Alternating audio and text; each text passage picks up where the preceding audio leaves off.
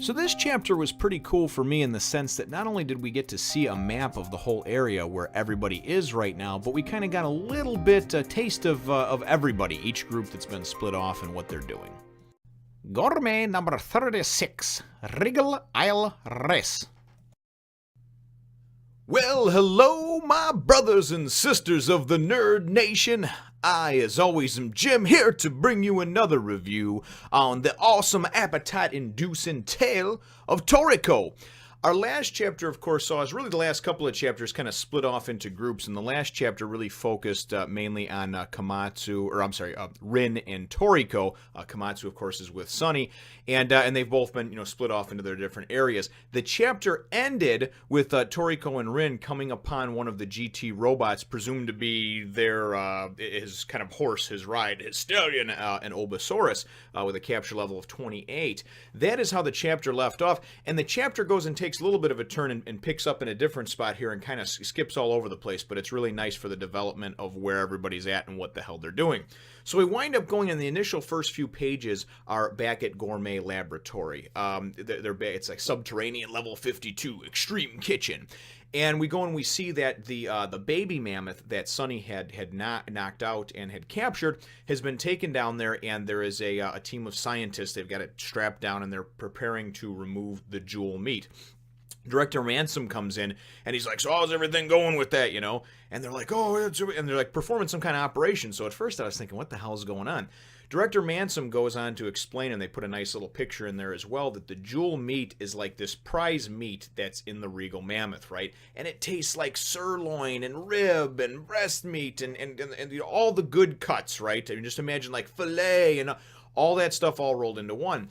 And I guess in the past, they used to actually kill a mammoth and then go and take its jewel meat. However, these things are so large, they were able to perfect a process where they can actually go in, and they show that they're going in through his innards, I guess, like through his stomach and everything like that, it looks like. And they're basically weaving in through there they can extract the jewel meat is the bottom line without actually killing the animal. The neat thing about that is that then you can, as long as the animal lives, here on the Regal Plateau, for instance, you can keep extracting jewel meat from it. So anyway, Mansom winds up going, he's like, you guys got better hurry that up, or otherwise the knocking's going to wear off, right? And so anyway, that's going to wind up happening in the next few minutes. Mansom goes and talks about if it was a regular sized mammoth, if it was the mother or what have you, he'd just go in himself because you can actually breathe inside of him. And I'm thinking, what? My God, you're just going to go inside the thing to rip some meat out of the middle of it? That sounds kind of creepy. But kind of neat too, I guess. So anyway, as if you didn't expect it coming, all of a sudden the mammoth boom, just kind of gets up and everything and starts struggling, and everybody's trying to pin him down and freak out. And Mansom goes and he says, "What? Oh, what did he call me, handsome?" They're like, "No, director," and they're begging for help, So anyway, so then it goes and it takes a focus over here, and we actually see kind of the first real map, which I like, and I'm going to hold it up over here.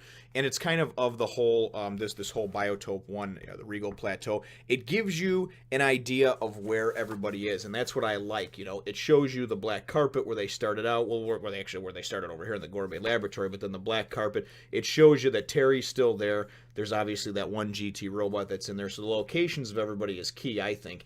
And I always enjoyed these. I read a lot of like sci-fi, fantasy type books, I guess you would call them. Swords and sorcery and magic, and a lot of them were they were serialized. There was several of them in a particular series. 3, 5, sometimes 10.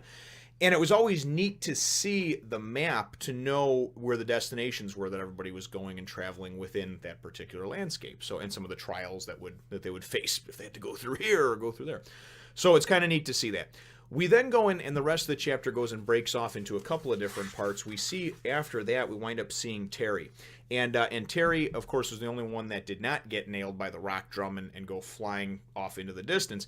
And Terry, it goes and it talks a little bit about the actual battle wolf and how he saw where Toriko went, basically can follow that, and has a basic idea of the trajectory of where he went, and he starts taking off. And then they're talking about how even as an infant, as a baby battle wolf, he can go and he can reach speeds of like 110 kilometers an hour.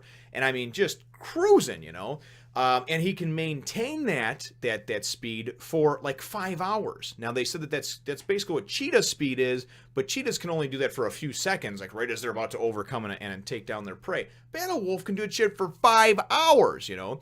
So anyway, so he catches the scent of Toriko. He starts cruising towards him, and they're like, and soon he'll be reunited with Toriko in just a few hours.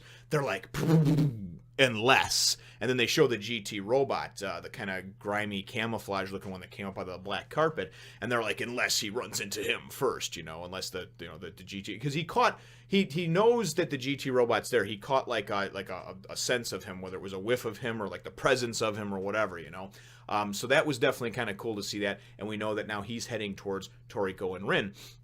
We're then taken to Toriko and Rin, and they have they didn't show the actual fight, but there was obviously some kind of fight with the Obosaurus. They're now riding on top of it, and Toriko is kind of pissed off because he had to get sprayed. Rin sprayed him with the battle fragrance again, and ultimately what that does is, I guess it's kind of like, you know, hyperextending your body with like cocaine or steroids or some kind of speed, because afterwards you come down.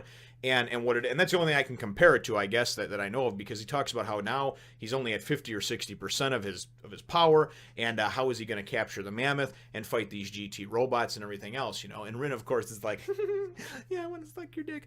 But Rin's, you know, she's like, oh, it's okay, don't worry, you got plenty of strength, Toriko, you know. And Toriko's like thinking in his mind, though, no, if you had to spray me with the battle fragrance for me to go and actually, you know, beat the shit out of and get on top of this Obosaurus and kind of get it to submit to me, that means that it's GT robot, its master, is pretty damn strong too. So Toriko is like looking at the future here and thinking, oh boy, this is not good, you know. So like I said, definitely kind of a cool thing. They wind up going and Rin and Toriko go and approach. They wind up approaching this really cool area over here, and he goes, here, stuff out of nightmares is waiting for us up ahead, where we cross the Devil Athletic. Now, I don't know what the Devil Athletic is. I just know that on the map it showed this big area that looks like, I don't know, it looks like something, you know, with like these pillars of stone or wood or something that are coming up out of it. You have to jump or move from pillar to pillar, and, you know, there's probably some kind of evil abyss below, maybe some kind of spikes, some sort of acidic swamp, I don't know, something like that. But it's actually pretty cool. So they're going and heading off on there. They're, of course, riding on their Obosaurus. Then it goes to Sunny and Komatsu. And they're just chilling. And Sunny, if you remember a couple chapters ago, is kind of like, Komatsu, you're not beautiful enough. You're just so ugly or fugly, whatever you wanted to call him. And now they're chilling, laughing, having a good time. And he's like, oh, these sirloin mushrooms are so good. Which, by the way, another reader, I guess, or whatever, fan was credited for sending in the idea or the picture of or whatever that they used to create this. So the sirloin mushrooms, you know, we wind up finding out, and, you know, and Sunny likes them because they're high in, you know, the fat content or whatever, which has collagen in it, you know. And he's, oh, that's so great and this and that. And he's just having a good old time with Komatsu. And Komatsu's just like, you know, maybe we should get going over here and try to, you know, meet back up with Toriko and Rin. And he's just like, oh, don't worry, we're all going to the same place. It'll be fine, you know. So he talks about how there's bigger and better things out on the, you know, on the actual marsh and everything like that, that they'll find, you know, on the way there. So, you know, they're like, come on, let's get going. So they're getting together and they're getting going. And then it was kind of neat because the chapter goes and then wraps up right after that. We see one of our GT robot friends, and this is the one that, here, I'll hold this up here for a second. This is the one that, to me, kind of looks like a Chewbacca. Just the way he is, this sort of like hairy looking one that's got like these chains hanging over him. So anyway, this one goes and comes across the one that we saw from a couple chapters ago that had gotten smashed by the mammoth, right? And the thing's laying there, and he's just like, oh, good, perfect timing, help me up. And then he's like, my core's still intact, but I'm repairing it now or whatever, right? And he calls this other guy Gaido, so that's obviously one of the other operators. So apparently, though, these guys are pretty much all in it for themselves, because this dude just goes and walks right by him, and he's just like, you have nothing to offer me. Don't bother. I'll capture the mammoth myself. And then you get, Gaido, you jerk. So apparently these guys that work for Gourmet Corp, you know, I don't know if they're like hired assassin, bounty hunter types, you know, these users of these GT robots, or if it's basically just like a every man for himself, fuck you, I'm going to get all the glory type of deal. But definitely very kind of cool. And as I said, this one dispersed and split up into a number of different areas, but it's kind of cool to show where everybody's at on the map for me. And then, of course, where everybody's coming together. So I've asked a similar question before for my chapter question. I've asked a similar question before in my One Piece reviews, but this is entirely separate. Some of you watch these, probably don't watch the One Piece reviews or vice versa. So it doesn't matter if they cross over. I'm just explaining myself for some unknown reason. But my chapter question is, what do you think when the mangaka, when the author of a book, a comic, a manga, actually goes and shows us a map and kind of placement of where people are on maps, or like details out where they're going to be going? For me personally, I think the visual aesthetic of it is nice, but I'd like to know what you think. So leave your answer in the comments down below. Feel free to hit the thumbs up, the like button if you should think that I deserve it, and subscribe if you have not done so already. We will look forward to catching all of you in the next one, nation. Here is lovely picture drawn by me and colored by Vanessa Matte, who likes the Predator.